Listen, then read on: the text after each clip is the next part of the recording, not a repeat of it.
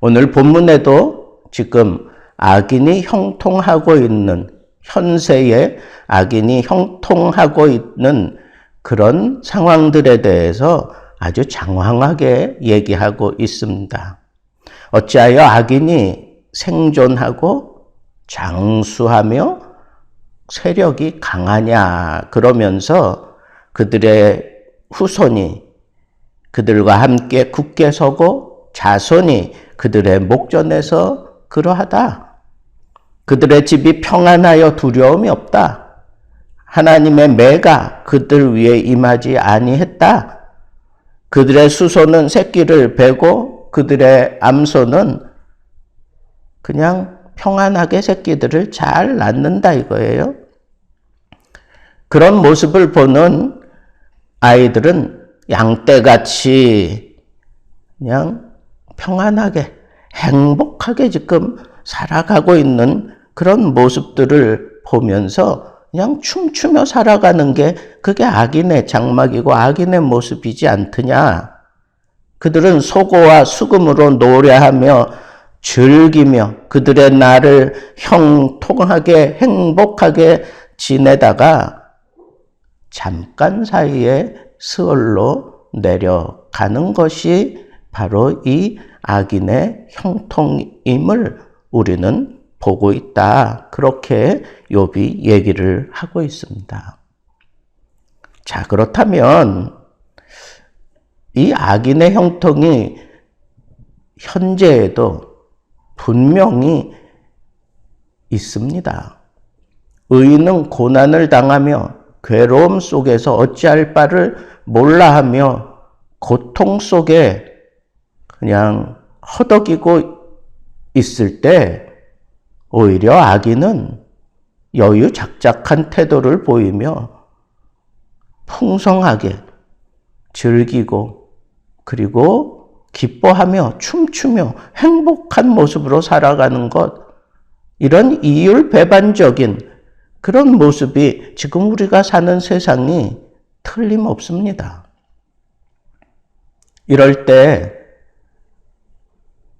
예수 믿는 사람들 중에는 신실하게 살아가면서 하나님만 의지하며 하나님의 뜻을 행하며 대쪽 같은 믿음을 가지고 살아가면서 어느 한순간에 그 마음이 탁 바늘에 꿰이듯이 꿰이면 흔들리기 십상입니다.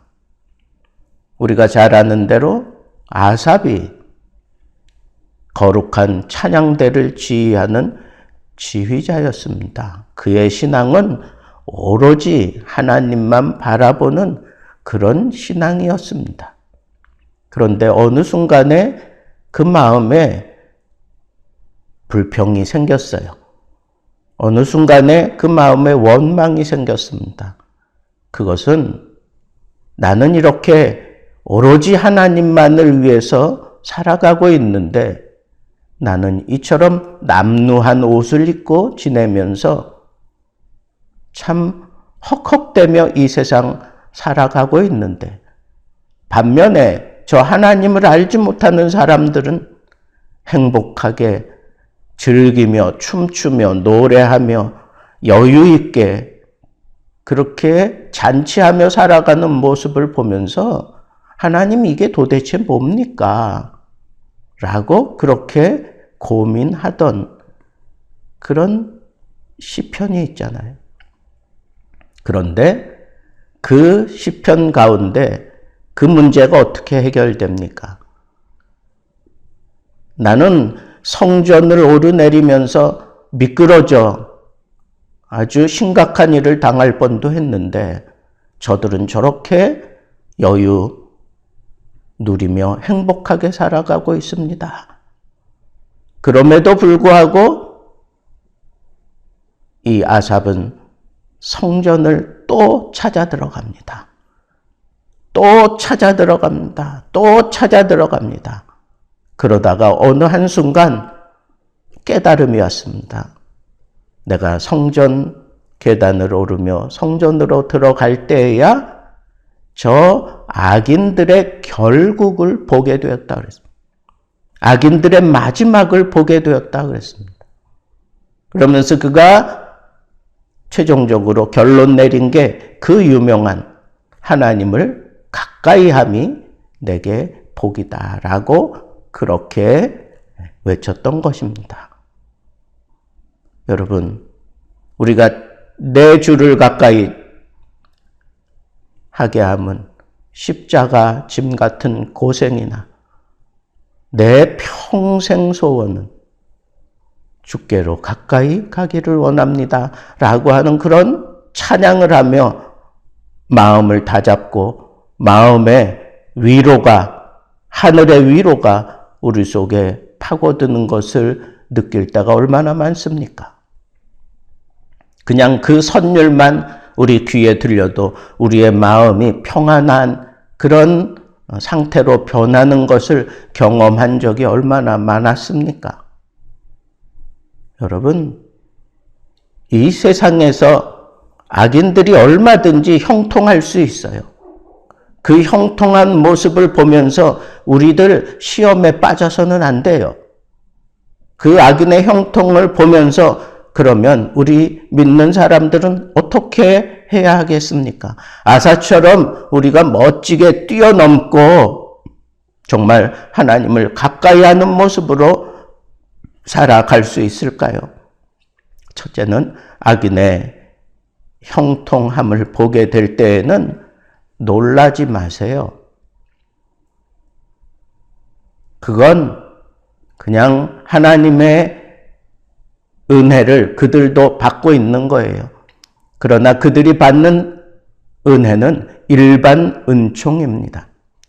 햇볕이 악인과 선인 모두에게 비춰주듯이 일반 은총 속에서 그들이 그렇게 행복을 누리고 평안할 수 있고 여유 누릴 수 있습니다. 그러나 우리는 특별한 은혜를 받는 사람들이지 않습니까? 그러니까 그런 모습을 보고 놀라지 말라는 거예요. 정말 놀라야 될 사람은 이 세상의 법칙을 따라 참 가난하게 살고 참 남루하게 살고 참 없이 살아가는 그런 크리스찬들이 오히려 마음의 평화를 누리고 오히려 더 기쁘게 살아가고 오히려 더 여유 있게 살아가는 모습을 보면서 놀라야 될 사람들은 세상에서 세상 것 가지고 부를 누리며 살아가는 사람들입니다. 우리가 놀랄 게 아닙니다. 저들이 우리를 보고 놀라야 하는 겁니다. 두 번째는 악인의 형통함이 내 눈에 들어올 때에 그때 우리는 그들의 그 형통함을 부러워하지 마십시오. 악인의 형통함, 악인이 잘 되는 것을 보면서 부러워하지 마세요. 부러워하면 지는 거다 하는 그런 표현도 있듯이 여러분, 세상 사람들이 잘 되는 것을 볼 때 우리는 분명하게 깨달음을 가져야 합니다. 악인인데도 불구하고 저렇게 잘 되는 것은 그것은 오히려 사단이 강하게 역사하면서 그 배후에 그 사단의 악이 넘쳐나고 있어서 이런 문제들이 일어나는 것임을 우리는 그저 바라볼 수 있는 영안이 열려 있어야 합니다. 악인의 세상에서는 악인이 득세할 수밖에 없는 거 아니겠습니까? 그러니까 이 세상에서 악인들이 득세하고 형통하고 행복하고 잘 사는 모습을 여러분들이 보게 된다면 어찌하여 악한 자들이 반드시 지금 멸망하지 않는 겁니까? 그러면서 하나님 앞에 탄원할 필요가 없다는 거예요. 악이 무성하기 때문에 그들이 그렇게 형통한 거예요. 그러나 욥이 표현한 것처럼 그러는 순간에 갑자기 수월에 빠진다 하는 그런 표현을 했던 거 기억합니까? 오늘 본문 가운데. 그렇게 형통하고 그렇게 장대하게 영원을 누리며 그렇게 행복하고 기쁠 것 같다가도 한순간에 수월에 빠지는 게 그게 악인의 모습이라고 그렇게 결론을 내렸습니다. 그렇습니다. 여러분, 반드시 악에 대해서 하나님은 심판할 때가 분명히 있습니다. 하나님의 심판이 반드시 있을 것입니다.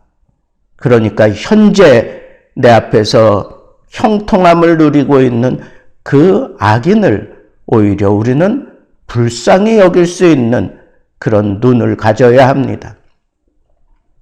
진정한 행복과 진정한 기쁨이 이 세상의 것으로 평화를 누리고 행복을 누리는 게 아님을 그들에게 보여주어야 합니다. 이 세상의 것은 다 지나가지만 영적인 것은 하나님과 함께 영원히 사는 것 아닙니까? 그렇기 때문에 우리는 이 세상의 형통함을 보면서 부러워할 필요가 없습니다. 우리에게는 천국이 있습니다. 우리에게는 영생이 있습니다. 차원이 다른 그런 선물이 우리에게 있음을 우리는 인식하고 천국을 붙들고 살아야 하는 것입니다. 또 하나, 악인이 형통하는 것을 보면서 순간적으로 절망에 빠지는 경우가 있는데 그러지 말라는 겁니다. 절망하지 마세요. 그들이 다 이긴 것 같지만 아닙니다. 그들이 형통함을 볼 때 우리는 오히려 하나님 앞에서 내 믿음을 점검하며 내가 하나님 앞에 이 상황 속에서, 이 말도 안 되는 억울한 상황 속에서 나는 내 믿음을 제대로 지켜가고 있는가라고 하는 이런 바른 자세를 가지고 오히려 하나님을 바라보는 그 믿음에 더욱 정진할 수 있는 그런 삶을 살아야지 절망에 빠질 필요가 절대로 없다는 겁니다. 아삽도 잠깐 동안 그렇게 절망에서 허덕였지만 그가 성전에 들어갈 때에야 그들의 결국을 보게 되었다고 한 것처럼 우리가 이런 절망의 상황에 흔들리지 않기 위해서 우리는 성전 생활의 부지런을 떨어야 합니다. 성전에 들어갈 때에 하나님의 영이 우리들에게 깨우침을 주고 성전에서 예배하는 동안에 우리의 이 영성이 살아나고 그들의 쌓아놓은 것들이 오히려 하나님의 진노를 부른다고 하는 사실을 우리는 분명히 깨달을 수가 있습니다. 우리의 부지런한 영성이, 우리들의 부지런한 영적인 생활이 이 세상의 행복을 보면서 시험에 빠지지 않을 수 있고 우리 자신을 지켜가며 하나님을 영화롭게 하는 그런 삶을 제대로 살아갈 수 있음을 생각하고 저들의 영화로움은 사단이 주장하는 것일 뿐 그들에게는 영생도 없고 천국도 없고 순간적으로 수월에 빠지는 그러한 일들만 남아있음을 우리가 직시하면서 우리는 그들을 부러워하지 맙시다. 절망하지도 맙시다. 그리고 놀라지도 맙시다. 오히려 우리가 그들을 향하여 진정한 기쁨이 무엇이고 진정한 행복이 무엇인지 그리고 진정한 영생이 무엇인지를 가르쳐 주듯이 꿋꿋하게 이 신앙의 길을 갈 수 있는 멋진 하나님의 사람들 되기를 우리 주님의 이름으로 축복합니다.